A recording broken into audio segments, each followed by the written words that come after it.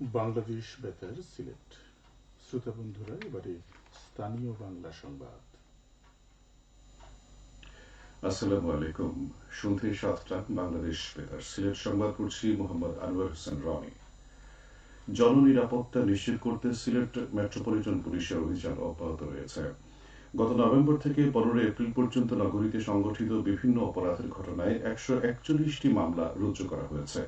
এসব মামলায় গ্রেপ্তার করা হয়েছে 168 জনকে।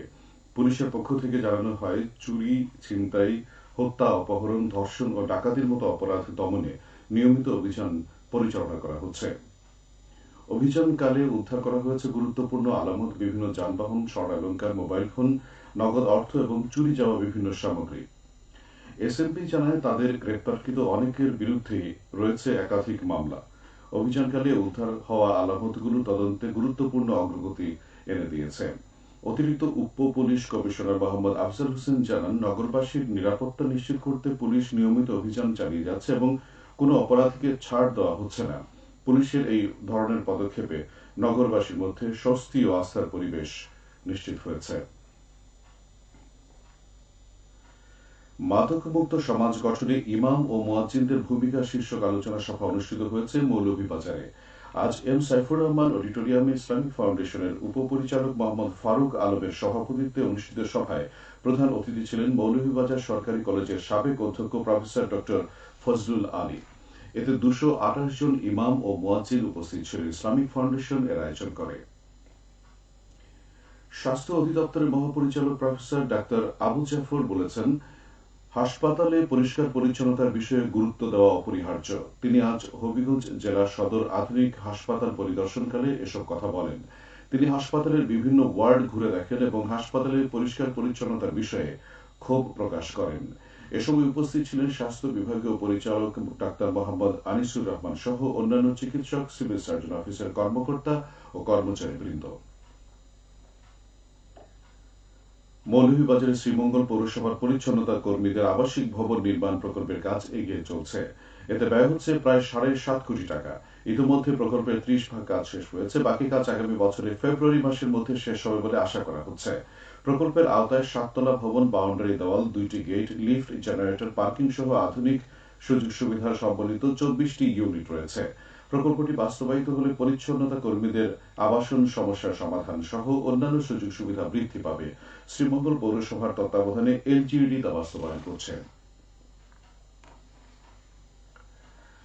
মৌলভীবাজারের রাজনগর উপজেলার তারাপাশা স্কুল অ্যান্ড কলেজের প্রশাসনিক ও একাডেমিক ভবনের নির্মাণ কাজ এগিয়ে চলছে। এতে ব্যয় হচ্ছে প্রায় 3 কোটি টাকা। 3তলা ভিত বিশিষ্ট 1তলা প্রশাসনিক ও 5তলা ভিত বিশিষ্ট 3তলা একাডেমিক ভবন নির্মাণের 75% কাজ ইতিমধ্যে শেষ হয়েছে। বাকি কাজ শিগগিরই শেষ হবে বলে আশা করা যাচ্ছে। শিক্ষা প্রকৌশল অধিদপ্তর তা বাস্তবায়ন করছে।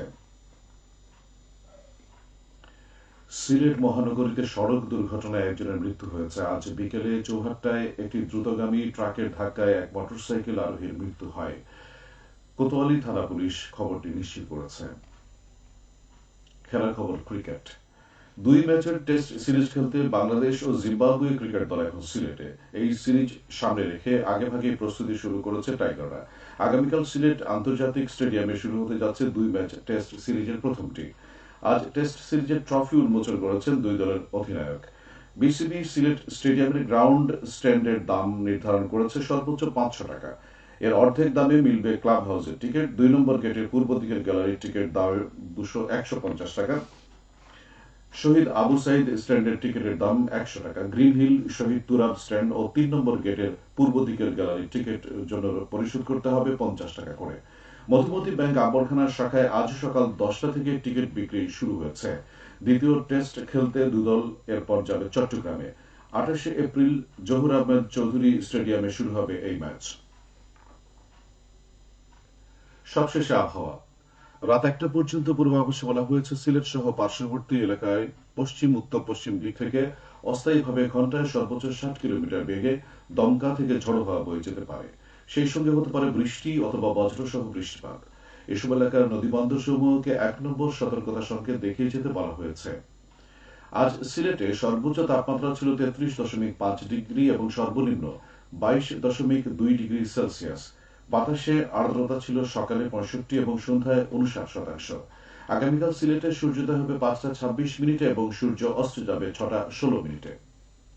সংবাদ শেষ হলো। পরবর্তী স্থানীয় সংবাদ প্রচারিত হবে আগামীকাল সকাল 8টা 10।